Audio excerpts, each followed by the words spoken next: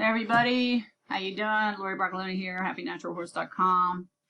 I'm so sorry, I'm so busy all the time. I can't believe how busy I am. Anyways, I'm here to show you, tell you a story really, to tell you a story. If you gotta do this to your horse, seriously, you're not a horseman. You're just a cruel person to animals. Anyway, so I had a horse just like this, no lie. No freaking lie. I got out of school, okay, in Florida with my teacher. Her name now is Julie Montgomery. I don't know how many times she's been married, but I think it's been 3. Anyways, she's a wonderful lady. Learned a lot from her.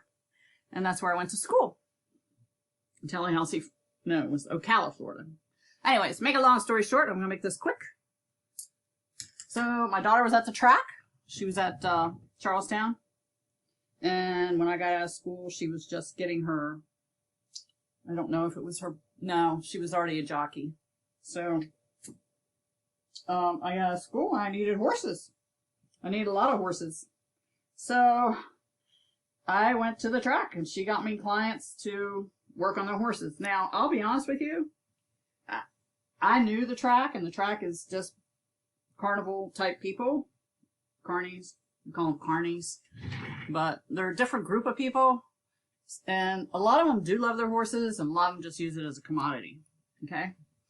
Anyways, so that's racing, and you're never gonna get rid of it. Sorry, you're just not. So this is what horses look like mostly on the track, and so I can say his name because I don't even think he's a trainer anymore. His name is Julio. I used to call him Julio Cartiera. And this was one of his horses. Now, this wasn't his horse, but this was a horse that had that on his face. And he really liked what I did to help the horses because when they ran, they did really well. And I would scream at him, yell at him, jump up and down, give him information. And he finally, after I think 6 months, decided to cut his feed to just whole oats. Better than nothing, just to get off the sweet grain. And to get, to help with the ulcers and the vet bills. So, and to my amazement, I would go like every other month.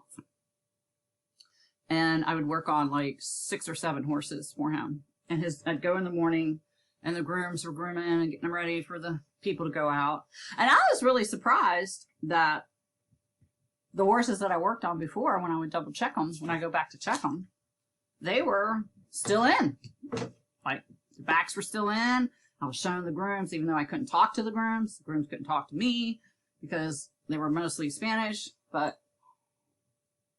anyways, to make a long story short, we go to the end, worked on a couple horses, and here was this horse. I mean, no freaking lie. This has 1, 2, 3 chains in it. This one doesn't have 3 chains in his mouth, but this son of a bitch had 3 chains in his mouth. And it was a stallion. And I looked at that guy and I said, there ain't no way I'm going to come out of that stall alive. And so this right here, if you got a horse like this, horse is, number one, I don't give a shit what anybody says. Excuse my French. I have to say it because you guys are just, I don't know what's wrong with you. Fluoride. Get rid of your fluoride, okay? Just get rid of your fluoride. You need to open your brains, okay? So I went in there, and the horse was in pain. That's what I meant to tell you. This horse is in pain, okay? So he's cute though, isn't he? The stallion was just like this. So I worked on the front part.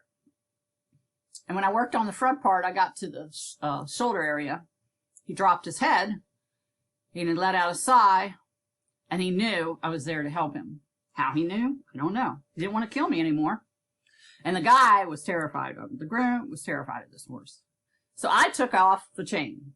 I took off the first chain. He about had a heart attack.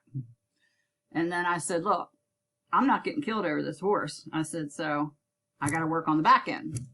So I went ahead, I put the wethers back in. We call it back in. I'm not a chiropractor. I'm not a vet. I'm not, I'm just somebody that knows the difference of horses in pain. I know how to keep horses healthy. I know I can look at your horse and I can tell you anything about it without, and I know that because I had so many people tell me, like, how did you know all this stuff about my horse? I never even told you. I was like, you can see it in his coat. You can see it in his eyes. You can touch him.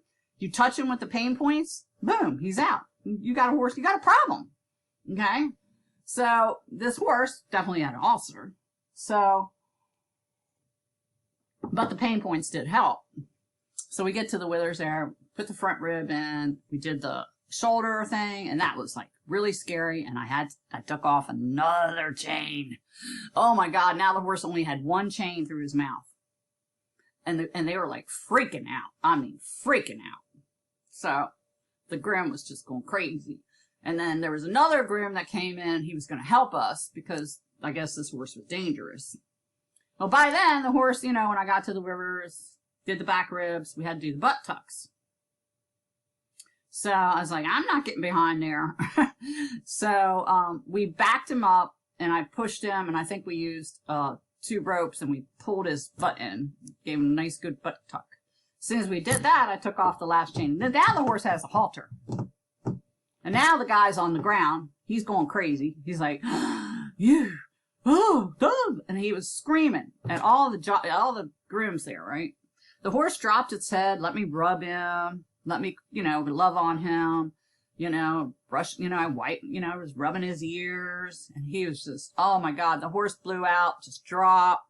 He was walking around like a little puppy dog. And the guy, that groom, he spoke so much Spanish and he was screaming and he couldn't believe it. And he's like, and all these grooms started coming over and they watched and they were like, holy crap. They couldn't believe the horse did not have one chain in his mouth. So, no need for this if you learned how to do the equine pain point release. It's not that hard to do. 6-year-old could do it, okay? Get the book, How to Identify and Release Your Horse's Pain Points. And in the meantime, get the Natural Equine Remedies book. I'll be making a short ebook substitute to it real soon to add on to it so you can buy the ebook and complement it. And it's just going to be, better links and better quality products that I've found that work.